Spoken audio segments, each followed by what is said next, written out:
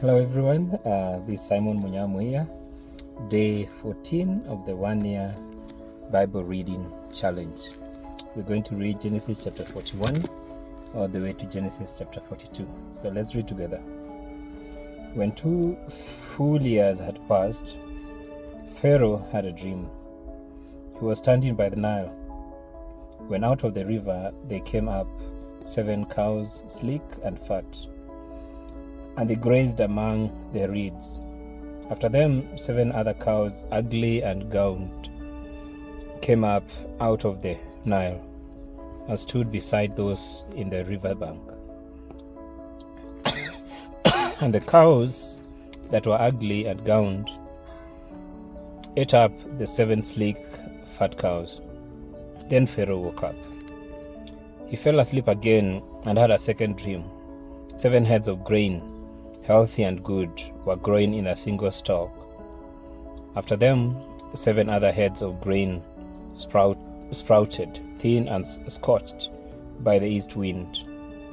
The thin heads of grain swallowed up the 7 healthy, full heads. Then Pharaoh woke up. It had been a dream. Verse 9. Then the chief cupbearer said to Pharaoh, "Today I'm reminded of my shortcomings." Pharaoh was once angry with his servants, and he imprisoned me and the chief baker in the house of the captain of the guard. Each of us had a dream the same night, and each dream had a meaning of its own. Now a young Hebrew was there with us, a servant of the captain of the guard. We told him our dreams, and he interpreted them for us, giving each man the interpretation of his dream. And things turned out exactly as he interpreted them to us. I was restored to my position, and the other man was impaled. So Pharaoh sent for Joseph, and he was quickly brought from the dungeon. When he had shaved and changed his clothes, he came before Pharaoh. Pharaoh said to Joseph, "I had a dream and no one can interpret it. But I've heard it said of you that when you hear a dream, you can interpret it." "I cannot do it," Joseph replied to Pharaoh. "But God will give Pharaoh the answer he desires." Then Pharaoh said to Joseph, "In my dream I was standing in the bank of the Nile, when out of the river there came up 7 cows, fat and sleek, and they grazed among the reeds. After them 7 other cows came up, scrawny and very ugly and lean. I had never seen such ugly cows in all of the land of Egypt." Verse 20. The lean, ugly cows ate up the 7 fat cows that came up first. But even after they ate them, no one could tell that they had done so. They looked just as ugly as before. Then I woke up. In my dream, I saw 7 heads of grain, full and good, growing in a single stalk. After them 7 other heads sprouted, withered and thin and scorched by the east wind. The thin heads of grain swallowed up the 7 good heads. I told this to the magicians, but none of them could explain it to me. Then Joseph said to Pharaoh, "The dreams of Pharaoh are one and the same. God has revealed to Pharaoh what he is about to do. The 7 good cows are 7 years, and the 7 good heads of grain are 7 years. It is one and the same dream. The 7 lean, ugly cows that came up afterward are 7 years, and so are the 7 worthless heads of grain scorched by the east wind. They are 7 years of famine. It is just as I said to Pharaoh. God has shown Pharaoh what he is about to do." 7 years of great abundance are coming throughout the land of Egypt. but 7 years of famine will follow them. Then all the abundance in Egypt will be forgotten, and the famine will ravage the land. The abundance in the land will not be remembered, because the famine that follows it will be so severe. The reason the dream was given to Pharaoh in two forms is that the matter has been firmly decided by God, and God will do it soon. And now let Pharaoh look for discerning and wise men and put him in charge of the land of Egypt. Let Pharaoh appoint commissioners over the land to take 1/5 of the harvest of Egypt during the 7 years of abundance. They should collect all the food of these good years that are coming and store up the grain under the authority of Pharaoh, to be kept in the cities for food. This food should be held in reserve for the country, to be used during the 7 years of famine that will come upon Egypt, so the country may not be ruined by the famine.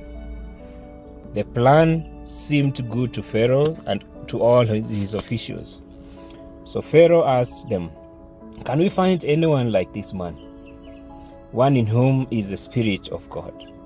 Then Pharaoh said to Joseph, "Since God has made all this known to you, there is no one so discerning and wise as you. You shall be in charge of my palace, and all my people are to submit to your orders. Only with respect to the throne will I be greater than you." So Pharaoh said to Joseph, "I hereby put you in charge of the whole land of Egypt." Then Pharaoh took his signet ring from his finger and put it on Joseph's finger. He dressed him in robes of fine linen and put a gold chain around his neck. He had him ride in a chariot as his second in command, and people shouted before him, "Make way!" Thus he put him in charge of the whole land of Egypt. Then Pharaoh said to Joseph, "I am Pharaoh, but without your word no one will lift hand or foot in all Egypt." Pharaoh gave Joseph the name Zephanath Paneah, and gave him Asenath, daughter of Potiphera, priest of On, to be his wife. And Joseph went throughout the land of Egypt. Joseph was 30 years old when he entered the service of Pharaoh, king of Egypt. And Joseph went out from Pharaoh's presence and traveled throughout Egypt. Verse 47. During the 7 years of abundance, the land produced plentifully. Joseph collected all the food produced in those 7 years of abundance in Egypt and stored it in the cities. In each city he put the food grown in the fields surrounding it. Joseph stored up huge quantities of grain, like the sand of the sea. It was so much that he stopped keeping records because it was beyond measure. Before the years of famine came, 2 sons were born to Joseph by Asenath, daughter of Potiphera, priest of On. Joseph named his first son Manasseh and said, "It is because God has made me forget all my trouble and all my father's household." The second son he named him Ephraim and said, "It is because God has made me fruitful in the land of my suffering." The 7 years of abundance in Egypt came to an end, and 7 years of famine began, just as Joseph had said. There was famine in all the other lands, but in the whole of the land of Egypt there was food. When all Egypt began to feel the famine, the people cried to Pharaoh for food. Then Pharaoh told all the Egyptians, "Go to Joseph and do what he tells you." When the famine had spread over the whole country, Joseph opened all the storehouses and sold grain to the Egyptians, for the famine was severe throughout Egypt. And all the world came to Egypt to buy grain from Joseph, because the famine was severe everywhere.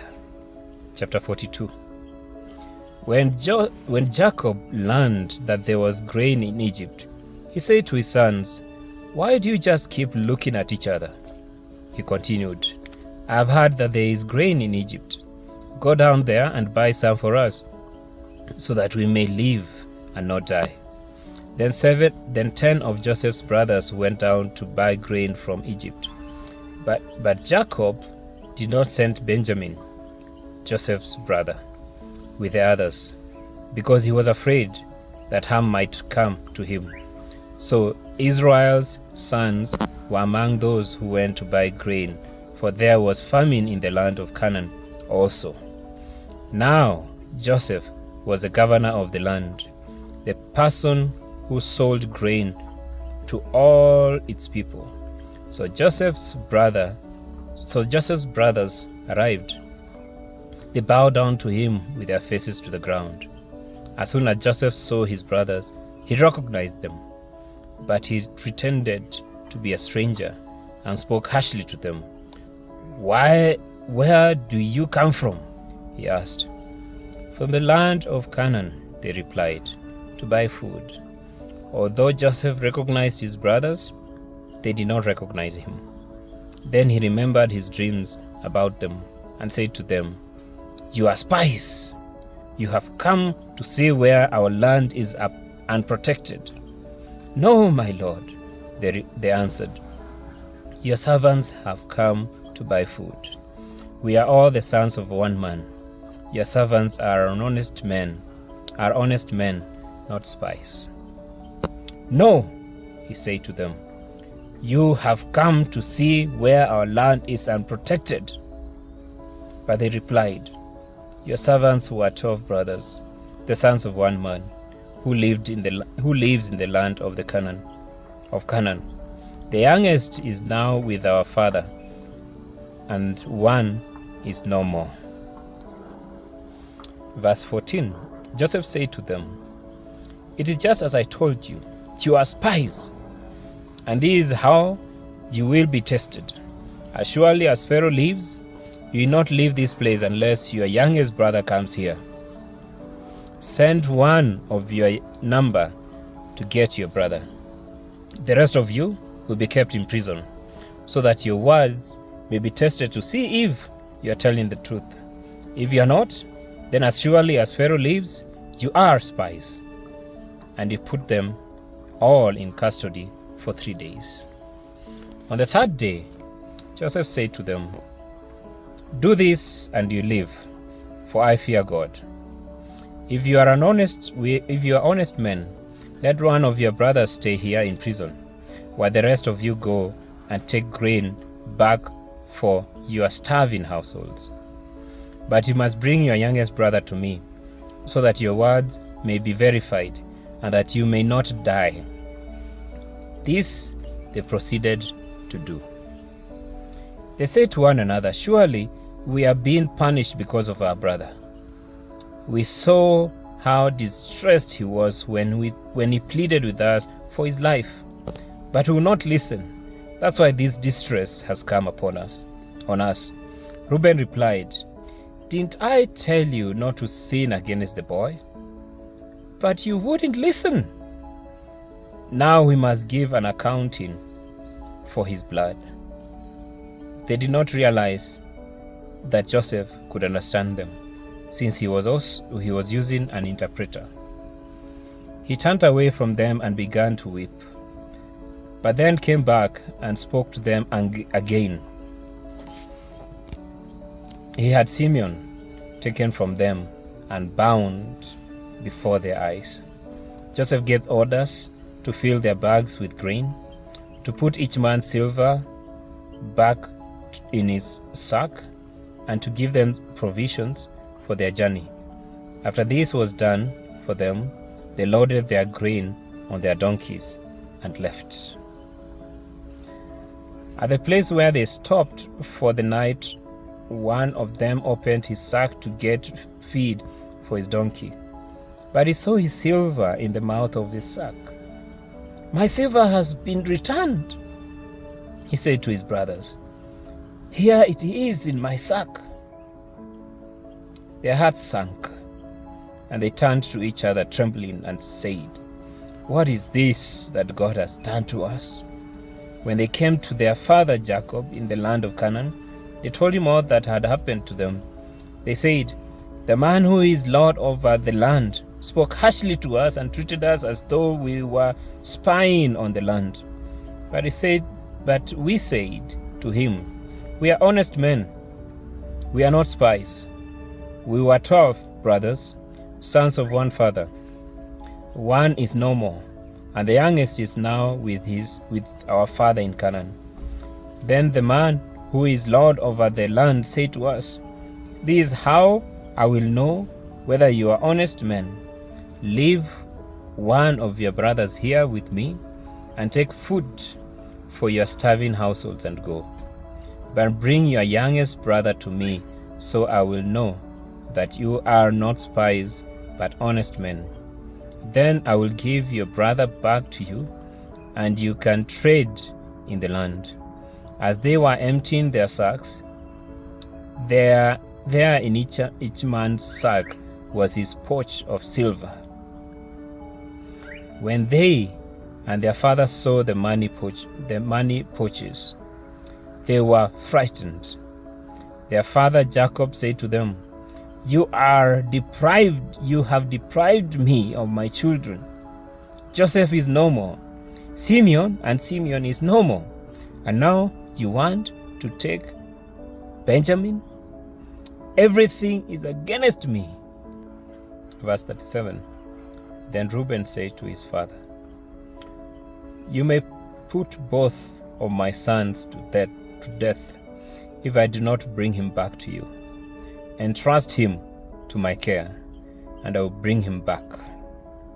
But Jacob said, "My son, I will not go down there with you. His brother is dead, and he is the only one left. If Ham comes to me on the journey you are taking, if Ham comes to him on the journey you are taking, you will bring my gray head down to the grave in sorrow."